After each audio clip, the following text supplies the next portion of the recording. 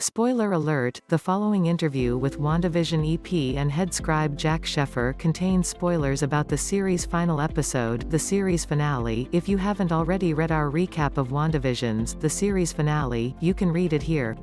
But let's get down to brass tacks ASAP with the Disney Plus Marvel series EP and head scribe Jac Schaeffer telling us what happened and where Scarlet Witch is going.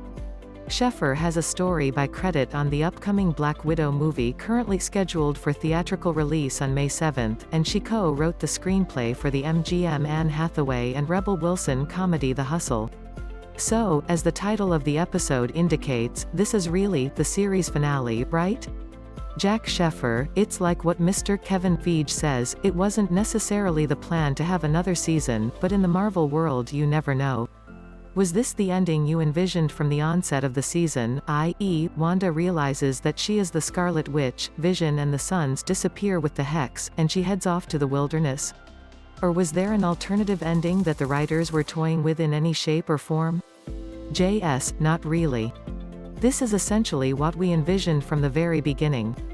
This was always going to be a story about grief, and we took that seriously, and it's a little bit reductive, but we used the stages of grief to map out the arc of the season, and we knew that we wanted to take it to a place of acceptance. It is acceptance in two ways. It's ultimately Wanda's acceptance of the mantle of the Scarlet Witch, and then secondly and perhaps more importantly it is acceptance of her grief and of the fact that she has to let Vision and the boys go.